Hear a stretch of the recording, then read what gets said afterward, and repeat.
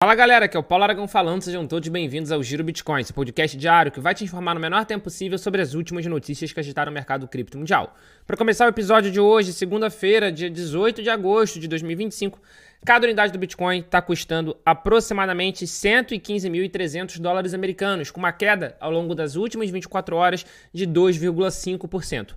Queda essa que tem sido vista pelas principais criptomoedas do mercado. Segundo o maior criptativo, o Ether está com uma queda de 5% ao longo do último dia, com cada unidade nesse momento em 4.300 dólares.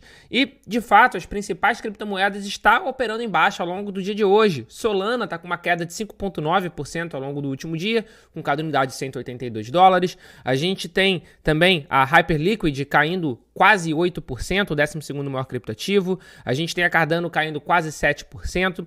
Se a gente olhar dentro do top 20, a única moeda, o único criptoativo, o único projeto que está tendo alta é a Chainlink, que está com uma alta de cerca de 1,6% ao longo do último dia, com cada moeda, cada unidade nesse instante em 25,46 dólares. A gente consegue ver que o mercado está enfrentando uma correção, que o mercado está sim enfrentando uma volatilidade.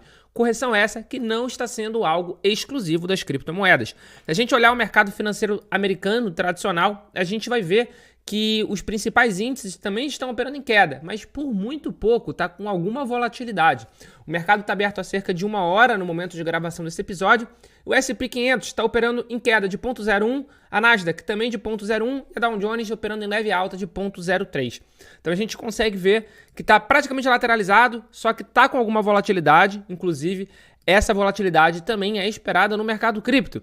A gente espera que ao longo do dia a gente veja alguns projetos começando a se recuperar, mas de qualquer forma, correção é algo super natural. Ao final de contas, a gente está vendo ao longo das últimas semanas uma alta bastante expressiva. O Ether, por exemplo, está com essa queda no último dia de 5% e mesmo assim, se a gente olhar um recorte um pouquinho maior, a gente vai ver que no último mês ele ainda está com uma alta de 21%. Na última semana ele está com uma queda de 0,13%, mesmo com essa queda de 5% ao longo do último dia. Então a gente vê que o Ether, por exemplo, estava bastante esticado. Então é natural que a gente acabe vendo alguma correção ao longo do tempo. Isso a gente consegue sentir também pelos ETFs. Os ETFs de criptoativos do mercado americano funcionam muito bem como um termômetro, afinal de contas. O comportamento dos ETFs acaba refletindo o sentimento dos investidores tradicionais e o sentimento de muitos institucionais em relação ao mercado cripto. E na última sexta-feira, a gente teve saída, a gente teve outflow, tanto no ETF de Bitcoin Spot quanto no ETF de Ether Spot. O ETF de Bitcoin Spot teve um outflow, teve uma saída de 111 unidades de Bitcoin. O da BlackRock voltou a ter entrada, continuou tendo entrada, uma entrada de 976, só que a gente teve outros ETFs que tiveram saída, como o da Grayscale e o da ARK junto com a 21 Shares. E o do Bitcoin, ele ainda estava ali sem muita tração ao longo da semana, ele estava tendo entrada, mas entradas não tão expressivas assim, ao contrário do que estava acontecendo no ETF de Ether Spot. O ETF de Ether Spot, a gente teve entradas gigantescas. Do dia 11 ao dia 14, para vocês terem uma ideia, dia 11 foi segunda-feira passada.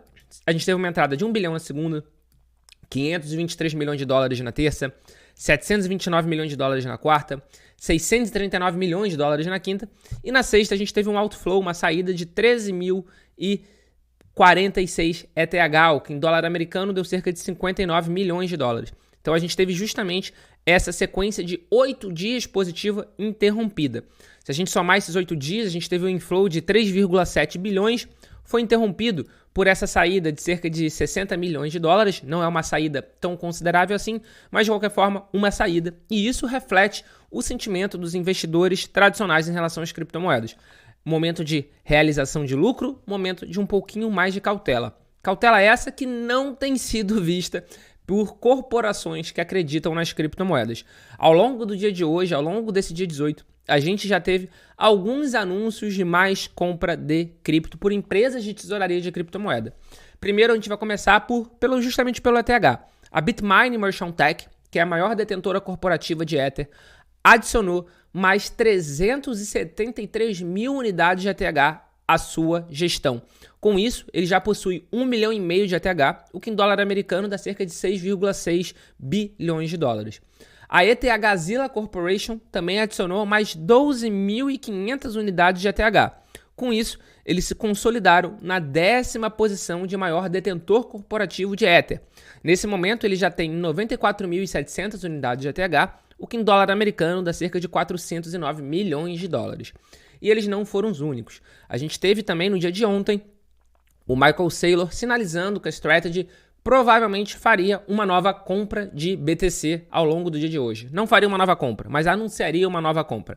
E como ele faz isso? Ele sempre publica o gráfico de compra de BTC pela Strategy. Quando ele publica isso no domingo, muito provavelmente na segunda-feira ou mais tardar na terça, a gente tem um anúncio de nova aquisição. E foi justamente isso que a gente viu agora.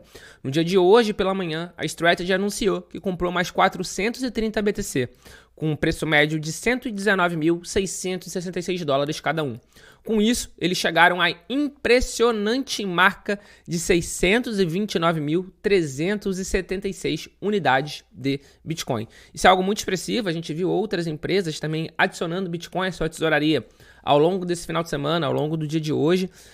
Mas sem sombra de dúvida, a Strategy, que é a maior detentora corporativa de Bitcoin, é quem mais chama atenção. Afinal de contas, foi graças a essa estratégia de acumulação de Bitcoin da estratégia da Strategy, a frase fica estranha, mas é isso mesmo, que a gente vê esse movimento acontecendo atualmente. Diversas empresas fazendo tesouraria de criptomoeda, não só do Bitcoin. E sem sombra de dúvida, isso acaba ajudando muito a criptomoeda que vê essa corrida sendo iniciada. Esse ciclo atual de alta do Ether é, sem sombra de dúvida, auxiliado pelas empresas de tesouraria de ETH e também, claro, pelo ETF de Ether Spot do mercado americano.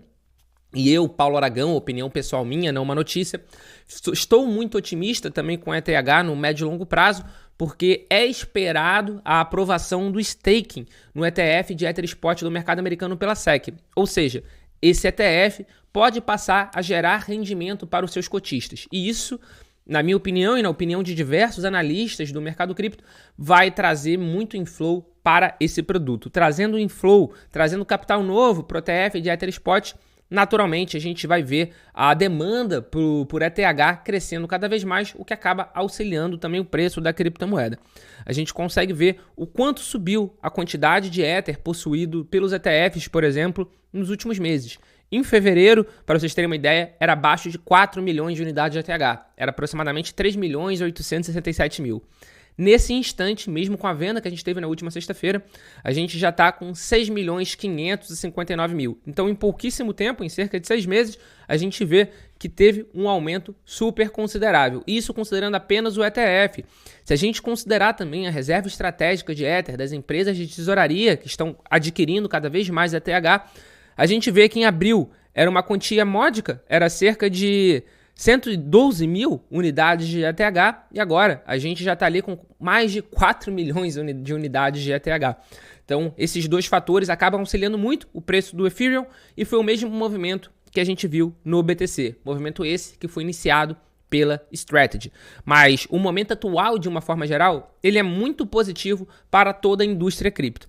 A gente está tendo uma enxurrada de empresas de criptomoedas sendo listadas na Nasdaq. A gente teve recentemente a Circle, por exemplo, a emissora da segunda maior stablecoin do mercado, da USDC.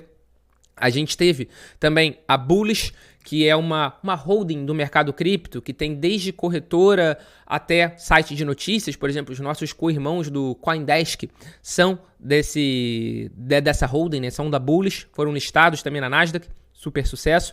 E agora a Gemini, a corretora dos gêmeos Winklevoss, também está buscando a listagem na Nasdaq por causa de tudo isso, né? Já está preenchendo os formulários, está fazendo requisições para a SEC e muito provavelmente a gente vai ver sim mais uma empresa cripto, mais uma corretora cripto listada na Bolsa de Valores americana.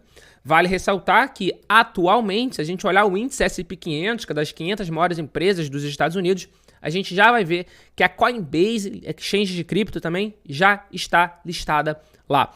Então a gente tem visto um movimento muito interessante das empresas criptos adentrando cada vez mais o mercado financeiro tradicional. Que nem eu tenho batido muito na tecla, eu tenho visto cada vez mais de forma conjunta o mercado cripto e o mercado financeiro tradicional. Cada vez mais a diferença que existe entre eles diminuindo. Cada vez mais um está dentro do outro. E falando em corretora, A Kraken, também outra grande corretora do mercado cripto mundial, outra corretora que, de acordo com fontes, também está estudando fazer um IPO no mercado americano, suspendeu depósitos de Monero após um ataque de 51%. Para quem não sabe, ataque de 51% é quando um único pool, uma única rede de mineração, digamos assim, detém mais de 51% do poder computacional da rede. Com isso, tecnicamente, eles podem fazer o que quiser. Teoricamente, eles podem até rejeitar blocos, fazer rollback na blockchain, enfim. É perigoso quando uma única entidade controla mais de 50% do poder de mineração. E foi isso que aconteceu na Monero.